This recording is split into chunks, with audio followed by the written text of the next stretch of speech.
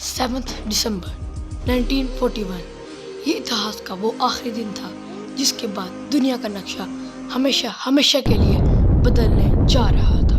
U S navy کی بیس پر ایک ایسی آفت ٹوٹنے والی تھی جس کا اندازہ کسی کو بھی نہ تھا۔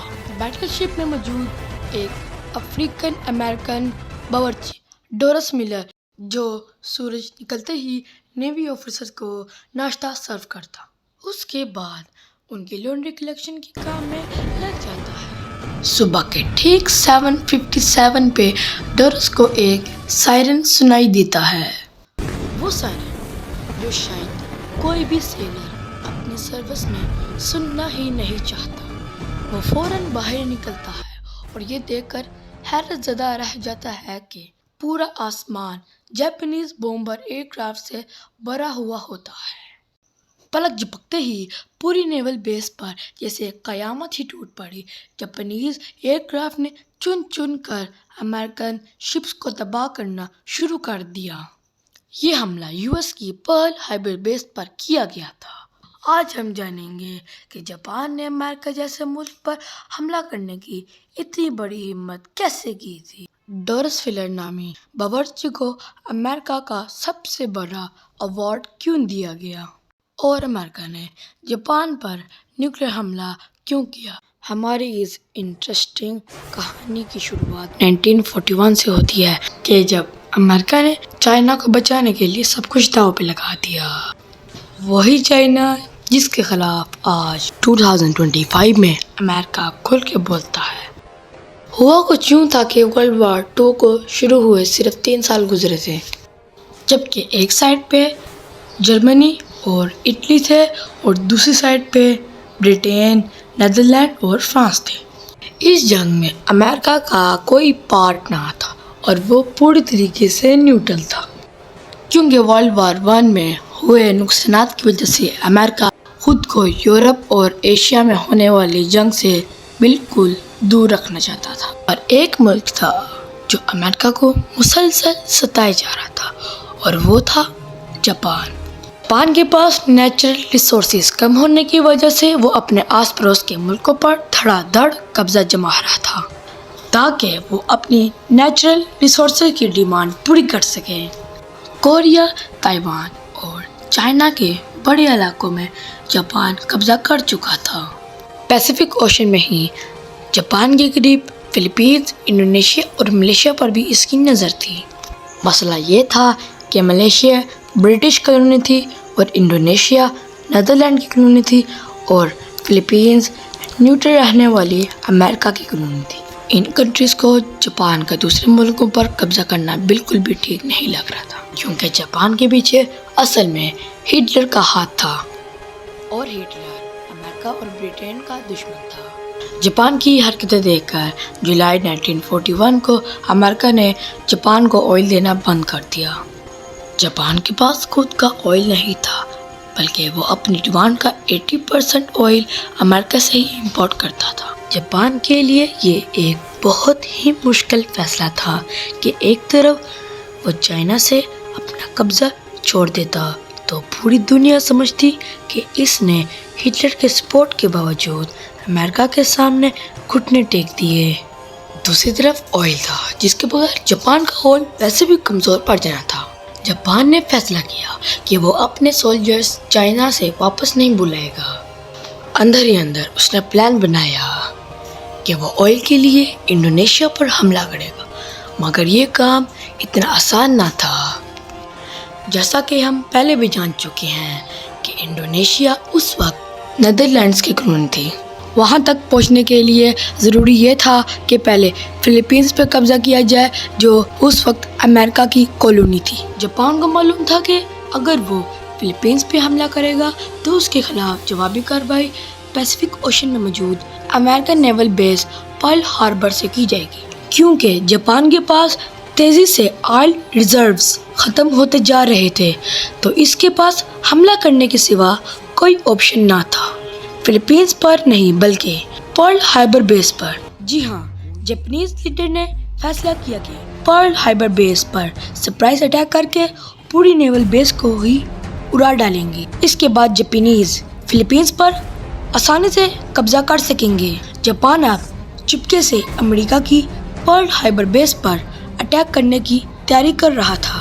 جاپان نے اپنی فلیٹ تیار کرنا شروع کر دی، جس میں 2 بیٹل شپ، 30 ڈسٹرائر سب مرینز، 414 بومبر ایئر کرافٹس تھی۔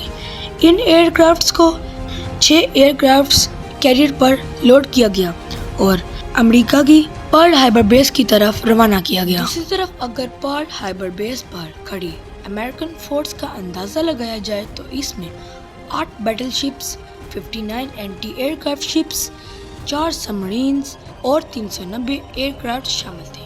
دیکھا جائے تو امریکہ کے پاس جاپان کا حملہ ناکام بنانے کے لیے کافی فورس موجود تھی، مگر اس کے لیے ضروری یہ تھا کہ انہیں اس حملے کی پہلے ہی سے انفارمیشن مل جاتی، مگر جاپانی یہ اٹیک ہر طرح سے سیکرٹ رکھنا چاہتا تھا۔ اس لیے جاپانیز کمانڈر نے یہ فیصلہ کیا کہ وہ حملے سے پہلے کسی قسم کی بھی وائرلیس کمیونیکیشن سے دور رہیں گے۔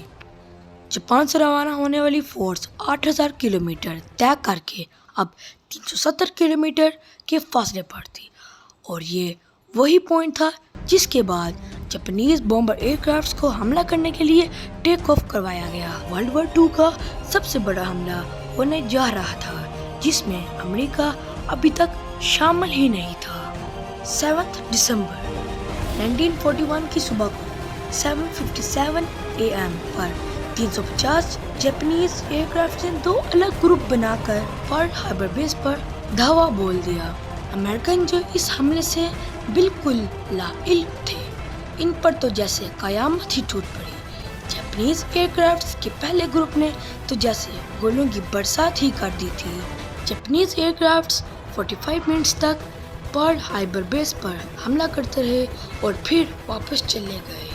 امریکن کو ایسا لگ رہا تھا کہ جیسے حملہ ختم ہو گیا، لیکن 10 منٹ بعد بومبر ایئر کرافٹس کا دوسرا گروپ آیا اور بچی ہوئی نیول بیس پر گولے برسا کر تباہ کر دیا۔